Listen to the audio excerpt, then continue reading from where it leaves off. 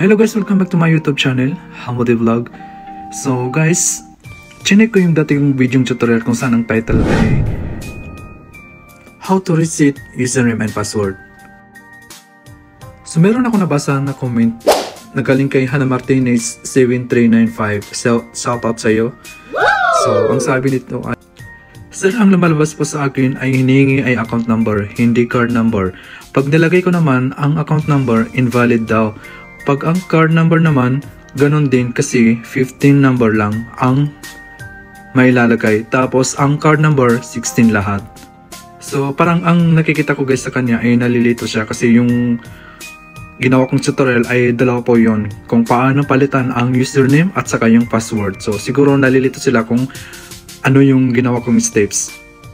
So mayroon din isa pang comment na nabasa ko at ang sabi niya dito ay, dati ganyan yung nilalagay ko yung mismo number sa ATM. Now hindi na. Di ko na ma-open account ko. Di ko din ma-forgot password. Bakit nga kaya? At ito naman ang sabi ni Chusa 7464. Bakit sa akin sir, iba na malabas. Tapos kung nalagay yung number, ID ko ikama. Tapos proceed, iba hingi siya ng account number daw. Ano ba yan? Parang Chinese yung pagkakasulat nito. So, nalilito din sila talaga guys. So doon naman sa mga nakuha yung steps na ginawa ko, maraming salamat. At doon naman sa hindi pa nila nakuha kung paano ko ginawa, so ito na yung video na gagawa natin ng tutorial ulit kung saan ang gagawin lang natin ay paano mag-change ng password. So hindi na natin pagsasabayin yung username at saka password. So ang gagawin lang natin ngayon guys ay magpalit ng password. So tara na, simulan natin guys.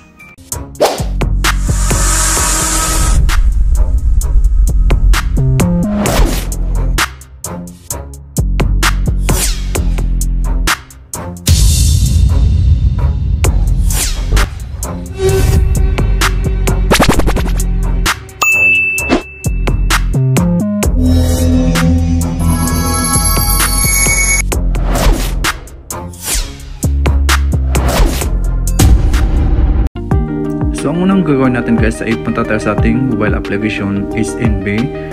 So ayan, click na natin. So tayo ay maglalagin guys kasi nakasave na yung username ko dito guys, application na to. So ang ilalagay ko lang guys ay yung password.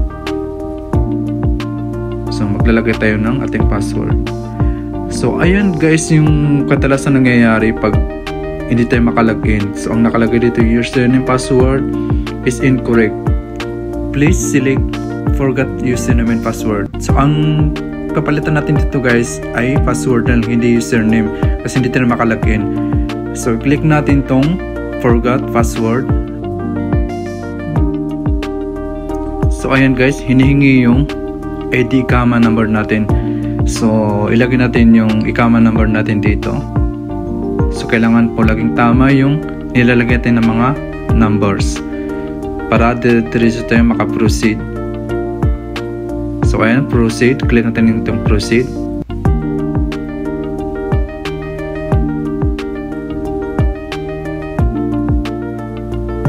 So ayan guys, kung makikita nyo, ilalagay natin dito yung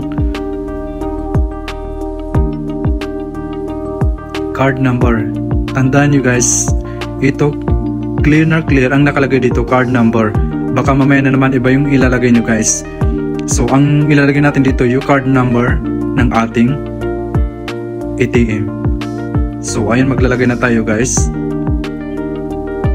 Hindi po account number ang nakalagay dito, card number po. Kaya yung iba po ang nilalagay nila account number, hindi card number. So ngayon kung makikita nyo, ang nilagay ko dito ay card number. So pagkatapos natin ilagay guys yung card number natin, so ilalagay na naman dito sa baba yung PIN number.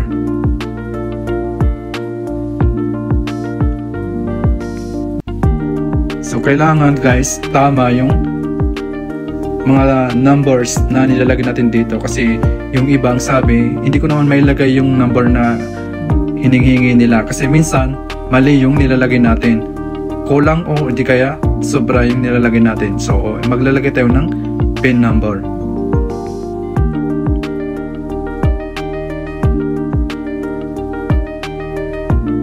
Then pagkatapos guys, i-click na natin yung proceed. Ayan. So pag-click natin yung proceed, dito naman tayo mapupunta guys. So ito na guys, maglalagay tayo ng new password. So ayan, ito yung problema natin guys, kasi hindi tayo makalagin kasi yung password natin ay mali. So ilang beses ko natin try kanina guys, hindi pa rin ako makapasok. So ang ginawa na lang natin ngayon guys ay forgot password, hindi po username, para hindi po kayo malito guys. So pag nilagay natin yung new password tapos ilagay ulit natin, kailangan pareho po sila guys. Then pagkatapos i-click na natin yung proceed. Pagkatapos natin i-click itong proceed, so may ma-receive tayong authentication code number sa ating mobile number o di kaya OTP number. So kaya lagi po nating tandaan, ang mobile natin ay laging active. So may ma-receive tayong call galing sa bangko. So yung iba sinasabi wala daw silang ma-receive na tawag galing sa bangko. Kaya siguro yung mobile number niyo ay hindi active, kaya ganun po yung nangyari sa inyo. So pag nailagay natin yung authentication code number, so ayun na guys, tatawag sa atin yung bangko. So kailangan natin pakinggan kung ano yung sinasabi ng bangko para makaproceed tayo.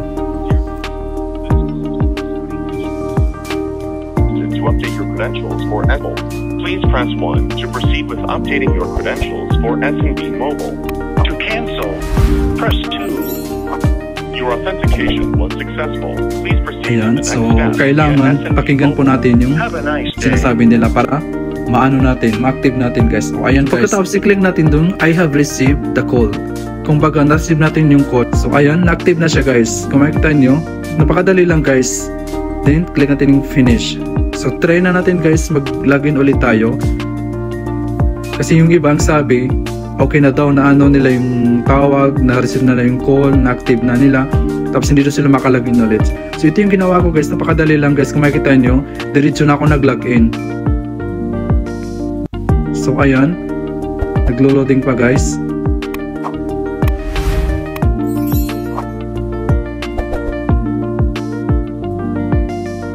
Oh ayan na guys, okay na guys. So ilalagay na lang natin yung code number, yung notification number na na-receive natin sa ating mobile number. So ayan. So napakadali lang guys, ganun lang guys.